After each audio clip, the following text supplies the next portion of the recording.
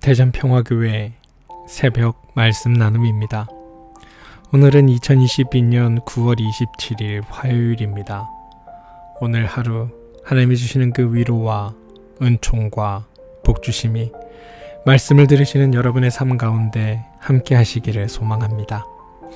오늘 함께 나눌 말씀은 하박국 1장 1절에서 4절 말씀입니다. 하박국 1장 1절에서 4절입니다. 이것은 예언자 하박국이 묵시로 받은 말씀이다. 살려달라고 부르짖지 않으시고 폭력이다 하고 외쳐도 구해주시지 않으시니 주님 언제까지 그러실 겁니까? 어찌하여 나로 불의를 보게 하십니까? 어찌하여 악을 그대로 보기만 하십니까? 약탈과 폭력이 제 앞에서 벌어지고 다툼과 시비가 그칠 사이가 없습니다. 율법이 해이해지고 공의가 아주 시행되지 못합니다. 악인이 의인을 협박하니 공의가 왜곡되고 말았습니다. 하박국 1장 1절에서 4절 말씀. 하박국은 평화를 애타게 기다리던 사람입니다.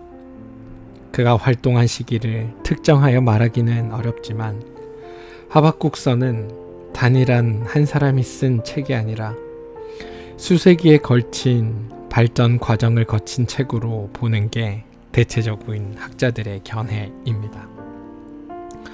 예언서의 앞부분은 주전 600년 무렵을 반영하고 있고 예언서의 뒷부분은 바벨론 포로기 이후의 상황을 반영합니다.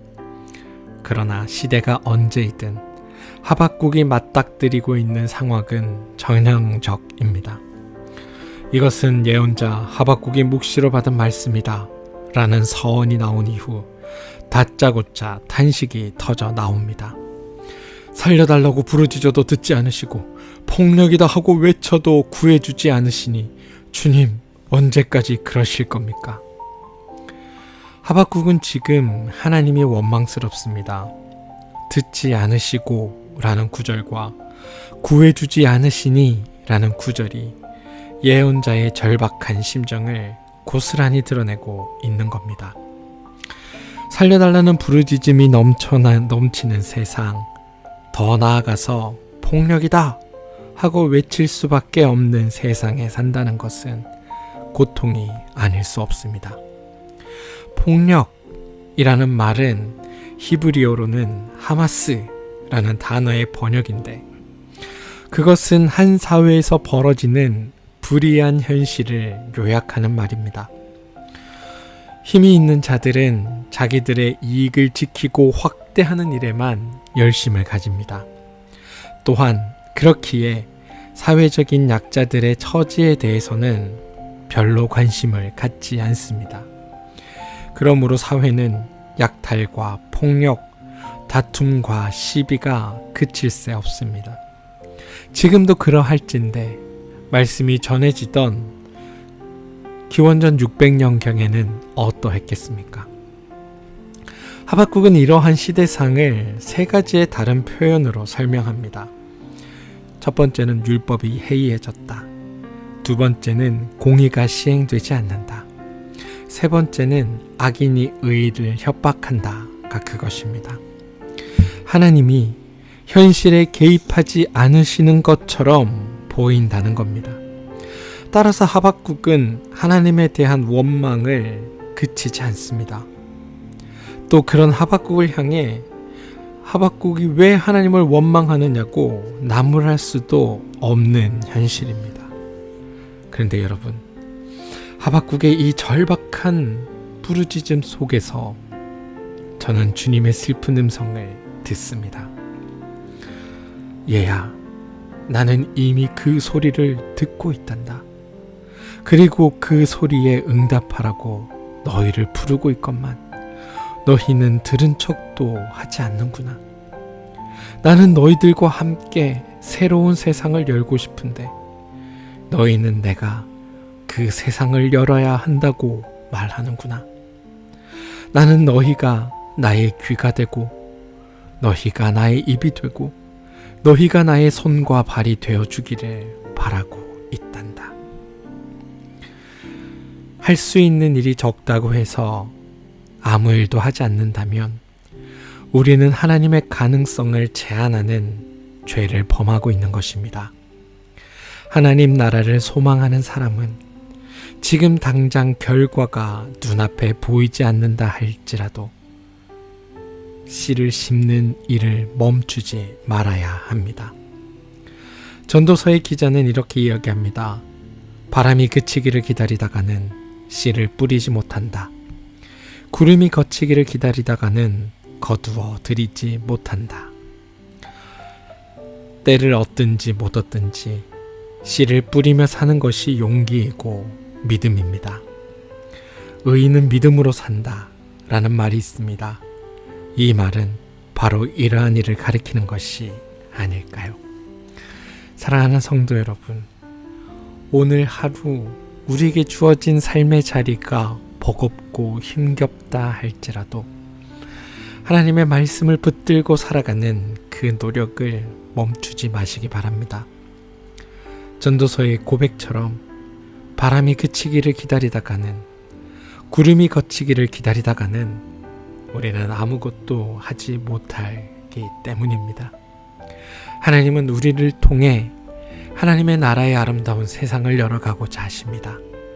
그 일을 위해 여러분 한 분 한 분을 이 땅 가운데 부르신 것입니다. 그러니 우리는 그 일에 마음을 다하고 최선을 다해야 합니다. 저는 여러분들이 그 일에 온 마음 다해 주시기를 주님의 이름으로 축원드립니다. 그리하여 여러분의 손을 통하여 하나님의 나라의 아름다움들이 열려져 가는 복된 일들이 나타나기를 소망합니다. 주님 언제까지 그러실 겁니까? 가 아니라 이제 주님, 내가 하나님의 일을 하겠습니다 라고 고백하는 일들이 우리 가운데 나타나게 되기를 주님의 이름으로 축원드립니다. 함께 기도하겠습니다. 하나님, 폭력과 억압이 일상이 된 세상에서 살다 보면 저절로 한숨이 터져 나옵니다. 불의를 행하는 이들의 뻔뻔함에 화가 나기도 합니다. 법망을 교묘하게 빠져나가며 자기 입속만 차리는 이들을 보면 정의는 있는가? 라는 생각에 빠지기도 합니다. 또 그런 현실을 보면서도 침묵하고 계신 하나님이 원망스럽기도 합니다. 그러나 주님의 시간이 다가옴을 믿기에 우리는 낙심하지 않습니다. 지금 여기에서 우리가 살고 싶은 세상을 시작하겠습니다. 이러한 결심이 우리 안에 무너지지 않도록 주님 우리를 지켜주십시오. 예수님의 이름으로 기도합니다. 아멘. 이 시간 함께 중보하며 기도할 제목을 알려드리겠습니다.